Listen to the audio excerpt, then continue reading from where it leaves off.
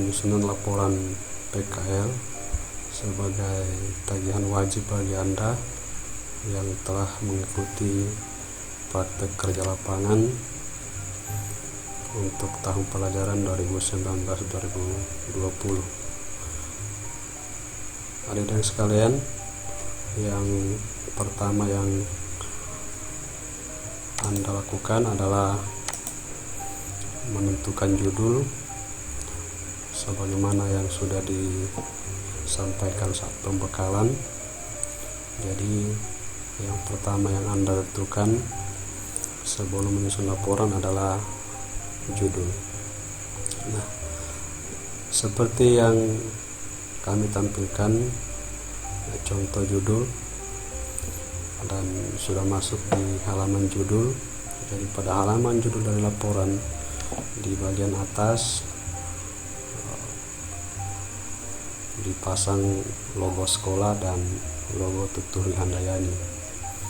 Kemudian dituliskan dengan huruf besar laporan praktek kerja lapangan.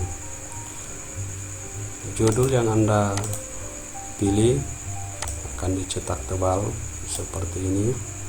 Misalnya untuk jurusan teknik kendaraan ringan, misalnya judul yang dipilih adalah sistem rem pada mobil Avanza All New. Kemudian dibuat oleh siapa listnya, kemudian nama dunia usaha atau dunia industri tempat Anda PKL. Kemudian bagian bawah ditulis instansi sekolah Provinsi Gorontalo dan tahun 2020. Jadi ini adalah halaman judul.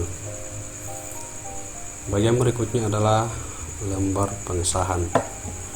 Format lembar pengesahan seperti yang ditampilkan. Jadi lembar pengesahan kopnya isinya seperti ini. Dituliskan juga judul apa yang dipilih, kemudian siapa yang menyusun, misalnya nama, NIS, kelas, program keahlian, sekolah, tempat prakerin, kemudian waktu pelaksanaan sebagaimana yang dituliskan di jurnal kalian.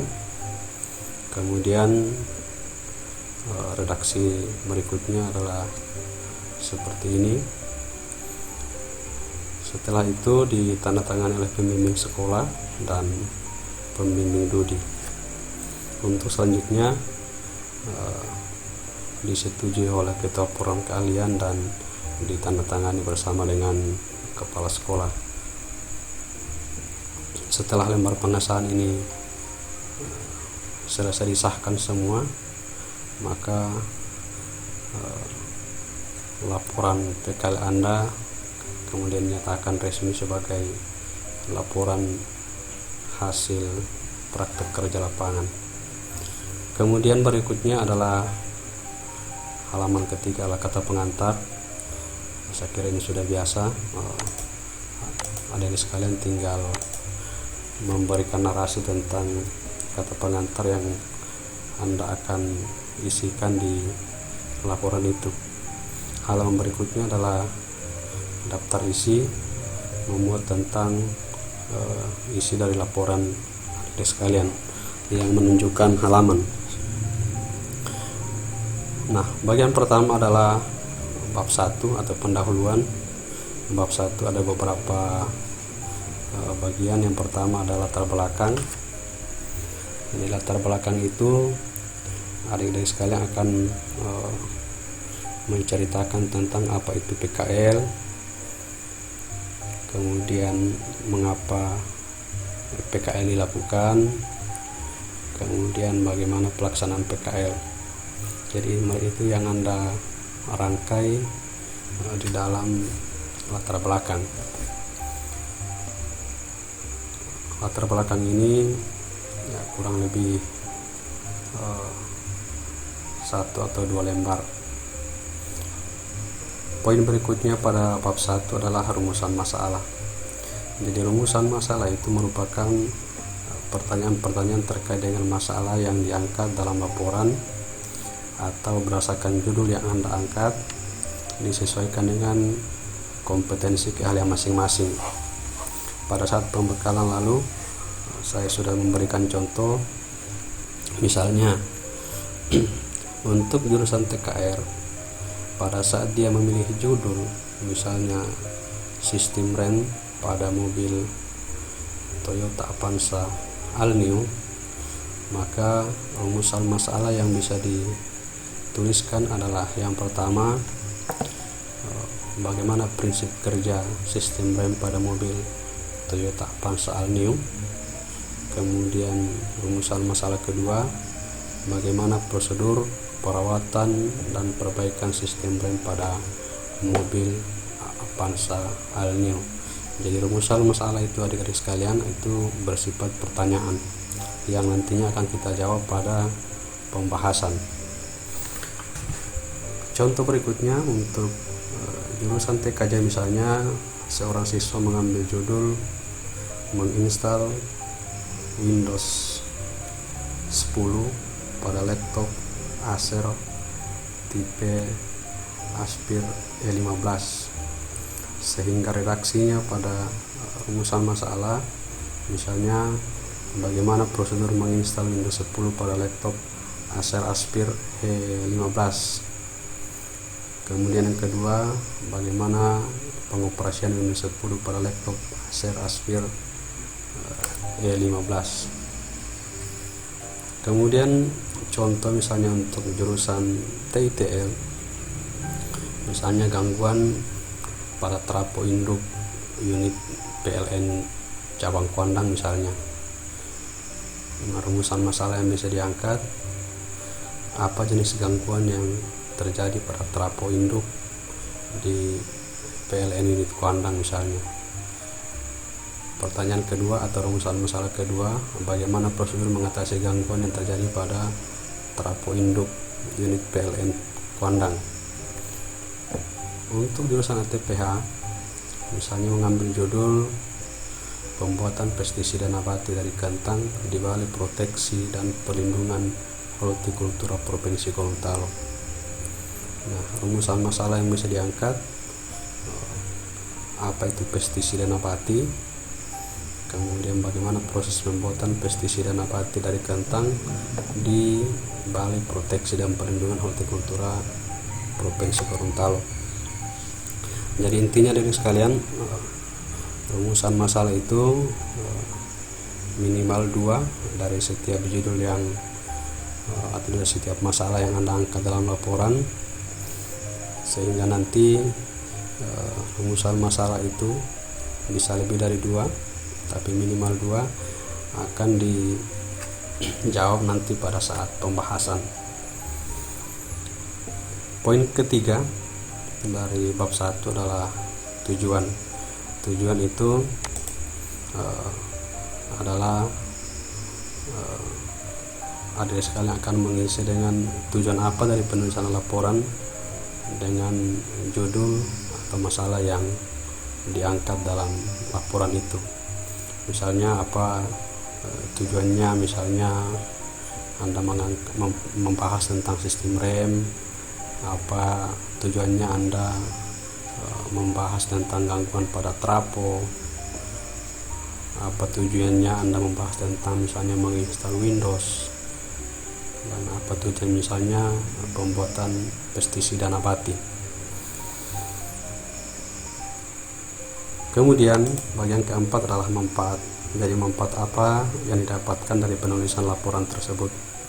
Jadi adik sekalian bisa menguraikan, bisa poin per poin pada laporan nantinya. Setelah itu selesai sudah bab 1. Kita pindah ke bab 2 tentang metodologi dan profil DUDI atau instansi. Poinnya yang pertama, waktu dan tempat pelaksanaan PKL. Anda akan tuliskan sesuai dengan yang di jurnal. Kemudian poin berikutnya adalah sejarah DUDI dan instansi. Ini dimaksudkan agar adik-adik sekalian bisa memahami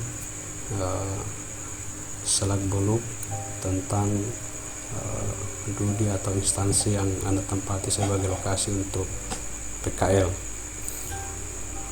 Bahannya ini bisa diminta pada pegawai, staf atau karyawan di tempat Anda mengikuti PKL. Kemudian juga ada di situ visi misi dari DUDI. Kemudian ada struktur organisasi. Kemudian poin kelima, jenis kegiatan atau jenis usaha yang dikembangkan oleh DUDI. Misalnya kalau TKR misalnya di bengkel ada layanan servis, ada penjualan suku cadang dan seterusnya. Misalnya kalau di TITL, di PLN, pelayanan teknis gangguan sistem jaringan PLN, pemasangan instalasi baru dan seterusnya. Kemudian kalau di TKJ misalnya di toko komputer, misalnya penjualan barang-barang elektronik, kemudian melakukan servis dan penjualan purna jual misalnya. Kalau TPH juga seperti itu. Kemudian bab 3 yang berisi tentang muatan materi kejuruan, atau bisa juga diisi dengan tinjauan pustaka.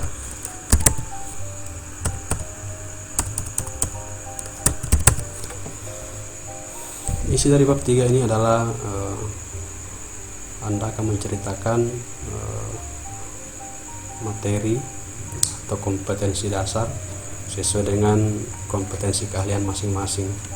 Misalnya kalau tadi memilih di TKR misalnya memilih sistem rem, maka Anda akan menguraikan materi tentang sistem rem yang bisa Anda ambil dari berbagai referensi, baik itu di buku, di modul, ataupun dari internet. Anda akan uraikan secara terperinci di bab 3 ini. Dari materinya diuraikan sebagaimana landasan teori yang diambil dari buku atau referensi yang relevan dengan materi yang Anda pilih. Misalnya kalau memilih tadi cara menginstal Windows 10, maka Anda akan menguraikan tentang seperti apa yang di Windows 10 itu. Misalnya kalau gangguan pada trafo, maka Anda akan membahas tentang trafo. Dan kalau misalnya di ATPH membahas tentang pestisida nabati, maka Anda akan menceritakan referensi atau kajian tentang pestisida nabati. Saya kira ini menjadi domainnya Anda sebagai siswa SMK untuk membahas materi sesuai dengan kompetensi keahlian masing-masing yang Anda pilih pada saat membuat laporan. Kemudian bab 4 itu berisi tentang deskripsi pekerjaan yang Anda lakukan selama di DUDI yang sesuai dengan konten atau isi atau muatan materi pada bab 3 tadi. Pada bab 3 tentang tinjauan pustaka.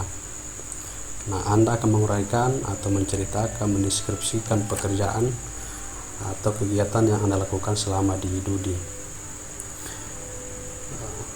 Prosedur pembahasannya jadi dibahas mulai dari persiapan.